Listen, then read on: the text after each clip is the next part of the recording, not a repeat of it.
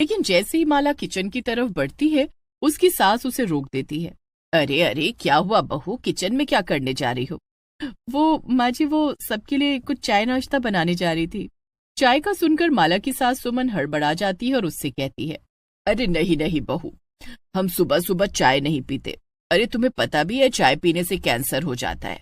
तुम तो एक काम करो, पानी गर्म कर दो। ये सुनकर माला तो हैरान ही रह जाती है। क्या, पानी? हाँ, सुबह सुबह गरम गरम पानी पीना सेहत के लिए अच्छा होता है ना। तो सबके लिए पानी गरम कर दो। और कल शादी में बहुत सी रोटियां बच गई थी, उन्हें गरम कर दो, हम सब अचार से खा लेंगे। क्या, सच में? हाँ और क्या, भला उन सब रोटियों को बर्बाद थोड़ी करना है। इसीलिए तो मैं उन सबको घर ले आई थी। जाओ सबके लिए नाश्ता तैयार करो, जैसा मैंने कहा है ठीक वैसे ही। माला चुपचाप किचन में चली जाती है और पानी गर्म करने लगती है। इसके बाद वो रोटियां गर्म करती है और जाकर डाइनिंग टेबल पर रख देती है। सभी लोग बिना कुछ बोले वही नाश्ता करने लगते हैं, इसलिए माला को भी करना पड़ता है। नाश्ते के बाद माला अपने कमरे में जाती है और सोचने लगती है, कितना अजीब परिवार है, कैसी सास है मेरी। भला अपनी बहू को ससुराल में पहले दिन कोई बासी रोटी और गर्म पानी पिलाता है। हद हो गई। अब तो मैं अपनी पहली रसोई में क्या बनाऊंगी ये भी समझ नहीं आ रहा। माला जाकर अपनी सास से ही पूछ लेती है, माँ जी, आज मेरी पहली रसोई है ससुराल में, तो खाना क्या बनाऊं? सास ये सुनकर सोच में पड़ जाती है। अगर अब ये खाना बनाने गई तो बड़ा सामान बर्बाद कर देगी, काफी नुकसान हो जाएगा। एक काम करती हूँ, इसे मना कर देती हूँ। क्या हुआ माँ जी, क्या सोचने लगी? बताइए ना, क्या बनाऊं? अरे माला, रहने दे, ये सब हमारे यहाँ नहीं होता।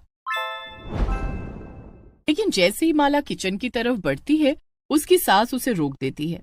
अरे अरे, क्या हुआ बहू, किचन में क्या करने जा रही हो?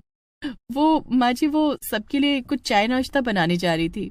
चाय का सुनकर माला की सास सुमन हड़बड़ा जाती है और उससे कहती है, अरे नहीं नहीं बहू, हम सुबह सुबह चाय नहीं पीते। अरे तुम्हें पता भी है चाय पीने से कैंसर हो जाता है। तुम तो एक काम करो, पानी गर्म कर दो। ये सुनकर माला तो हैरान ही रह जाती है। क्या, पानी? हाँ, सुबह सुबह गरम गरम पानी पीना सेहत के लिए अच्छा होता है ना।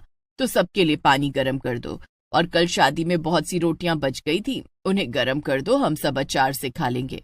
क्या, सच में?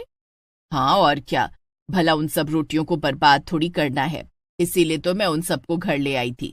जाओ सबके लिए नाश्ता तैयार करो, जैसा मैंने कहा है ठीक वैसे ही। माला चुपचाप किचन में चली जाती है और पानी गर्म करने लगती है। इसके बाद वो रोटियां गर्म करती है और जाकर डाइनिंग टेबल पर रख देती है।